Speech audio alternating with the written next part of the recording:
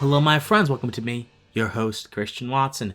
So, my friends, the ACLU recently got into a little bit of heat due to a piece that they published on the website and they promoted on Twitter over this weekend, the past weekend, a day or so ago, about how the Second Amendment is essentially anti-black. The sort of cornerstone thesis of the piece is that the Second Amendment was not made for black folks, and rhetoric around the Second Amendment has actually been used as a means to antagonize and vilify black folks and drum up what they call white rage. So, a ACLU intern called Ines Santos wrote the following about the Second Amendment and gun violence and how it relates to black folks, in her opinion. The gun violence epidemic continues to spark debate about the Second Amendment and who has a right to bear arms. But often absent in these debates is the intrinsic anti-blackness of the unequal enforcement of gun laws and the relationship between appeals to gun rights and the justification of militia violence, she wrote. She proceeds. Throughout the history of this country, the rhetoric of gun rights has been selectively manipulated and utilized to inflame white racial anxiety, and to frame blackness as an inherent threat. And so this piece eventually concludes, it's about 3 paragraphs. It concludes with a promotion for a podcast episode in which a college professor from Emory University explains, in the words of Ines Santos, how the Second Amendment's inclusion into the Constitution was built upon racist foundations. So when many of us hear the word anti-black, we may think, okay, well, what does that mean? Does that mean you hate black folks? And when I first heard the word a few years ago, when I was just getting involved in collegiate debate and I was just getting acquainted to the lexicon of the woke, I also thought it meant that as well. But what anti-blackness actually means is much more nefarious than simply being against someone for the color of their skin. We already have a term for that, racist. We don't have to do that. We don't have to invent a new term for something we already have. However, anti-blackness is generally defined as, and this is from the American University's lexicon on the issue by Christina Bush. It's generally defined as the specific forms of racism contingent upon or cast through the denigration, disenfranchisement, and disavowal of people racialized as black and their attendant cultural practices and production. Additionally, anti-blackness is a term that attempts to more accurately name particular types of racist attitude and practices that are levied against black people specifically, which can potentially become attenuated through broader terms like racism or subsumed and obfuscated by popular framings like people of color. So anti-blackness is this way of viewing black people, which tries to see just how racism has shaped them and how racism has vilified them in society. Or so, this is the premise. Now, anti-blackness was a term concocted by Afro-pessimists. Afro-pessimists are scholars that view the entire world through structures of oppression and colonization and view the current condition of African Americans, of black folks, as a constant struggle against the impacts of colonization and of oppression. So Afro-pessimists do indeed believe that sort of blackness itself is this condition, this social condition of black folks, how race being socially constructed, this social condition of black folks, which holds them down and which hurts them. Well, the problem with blackness or anti-blackness is that it tries to give a description to an abstraction.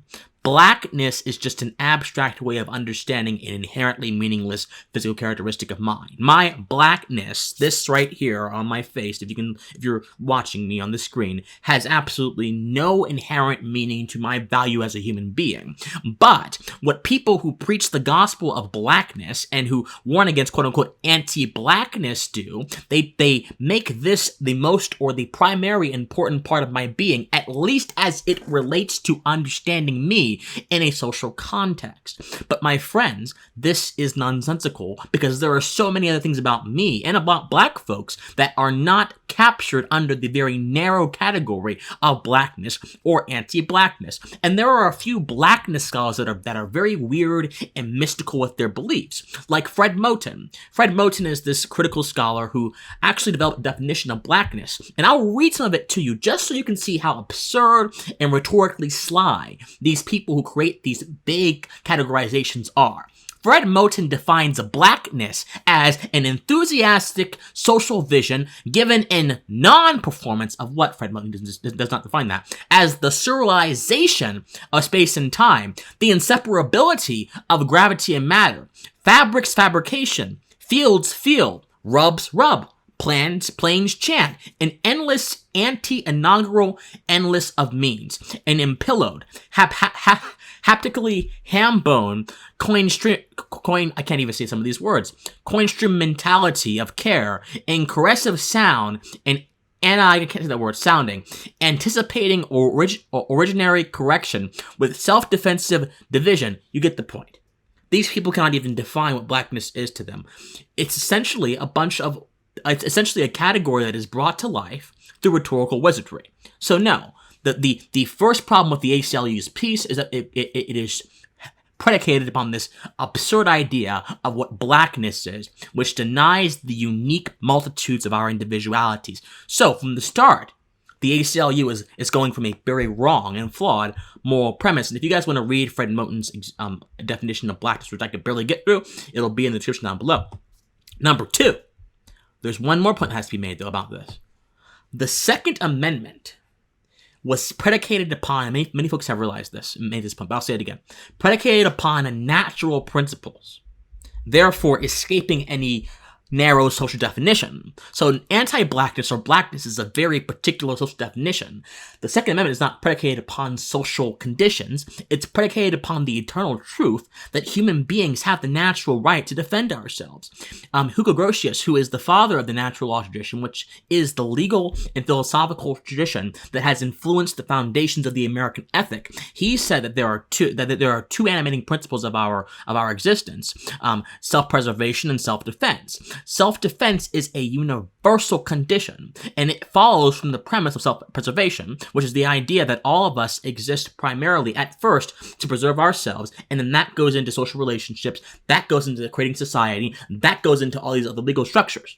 What anti-Blackness does is it ignores that natural truth, and most importantly, ignores the fact that the founders were thinking of that natural truth, and then tries to invert the Second Amendment by marring it and coloring it with temporal circumstances. And we'll get to why the circumstances are also not on their side either.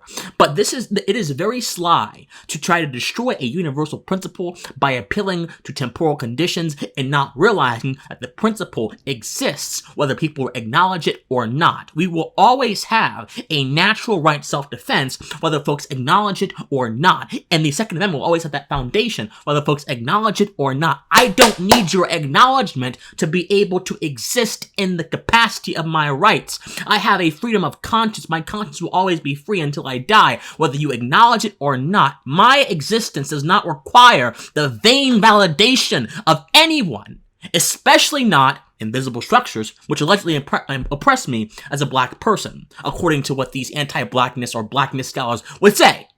I don't require the validation. I exist. I am made up of matter that precedes any particular context. Now, let's talk about history, because these folks are making a historical argument. Ines Santos is making a historical argument. Something, my friends, does not become something else because it is in the presence of something else. For example, I got a wallet here. If my wallet was submerged in water for 30 years, would the water become a part of the definition of the wallet? Well, what function does my wallet fulfill? My wallet allows me to hold things in the slots and carry them around portably in a secure fashion. That's the function of any given wallet. But if a wallet was submerged underwater, or if a wallet was used, to pick a lock or whatever, I'm not sure how you would do that, but if a wallet was used for anything other than its core functions, do those activities become a part of the definition of the wallet? Of course not. This is still a wallet. Does the worm become a part of the definition of an apple if the worm exists in the apple? Of course not. The worm is simply incidental to the apple's existence. What am I saying? I'm saying that if the Second Amendment has been used to rouse racial sentiment, those racial sentiments do not become a part of the definition or the foundation of the Second Amendment. But Again, these social theorists like to conflate a particular temporal circumstances with inherent meaning. Every concept, my friends, has inherent meaning. The Second Amendment, as I just demonstrated to you through reason, has inherent meaning, yet they want to take away from the inherent meaning. They want to look at 2 or 3 things that may have been problematic throughout history and say these things define this. Thank goodness human nature is not predicated upon this very slippery idea that if we exist in the presence of a certain thing, we are that thing. No, there are constants in this universe, my friends, that do not require your validation and do not require your assent to exist. And the Second Amendment is absolutely no different whatsoever. So no, I don't care if people have tried to use the gun rights idea to agitate for racism, because gun rights itself is not inherently racist. You must separate how a tool is used to what a tool's function actually is. And now, to address the more common arguments, the gun rights have been used to run the Underground Railroad system. It was essential to Harriet Tubman's attempt to make sure that escaped slaves were not either assailed by Confederate agents or assailed by their own fear. Even before the Underground Railroad system, there were black individuals in America who were helping certain individuals escape their slave owners through the use of guns. There have been black militias throughout history, such as the Black Panthers and other kind of radical groups that have used guns as a means of intimidating the cops or intimidating other people from making sure that they were not stopped. There was even a group in Kentucky not too long ago, that a black group in Kentucky that marched through the streets wielding automatic weapons. So in all honesty, my friends, this idea that the discussion around gun rights is racist, or racism is foundational to the Second Amendment, is not only ahistorical, it's illogical, and I think that the formation of this idea in the context of anti-Blackness is also immoral. So, my friends, let's ignore these vapid attempts by these people, particularly the woke, to dilute any inherent meaning, to dilute any universal constant that exists in our concepts, and let's understand that reason and experience, primarily experience, will guide us to the truth in the situation. And the truth is, the Second Amendment is predicated upon universal constants which have nothing to do with racism, and we don't have to be what we're surrounded with. We are who we are inherently, and that is simply an enduring fact of existence. Think on it. My friends, if you love me, patreon.com/officialcwatson, PayPal, officialcwatson@gmail.com, or locals, christianwatson@locals.com, or my Discord, which is in the comment section down below. My guys, I love you guys so much, and please stay pensive. Bye, guys.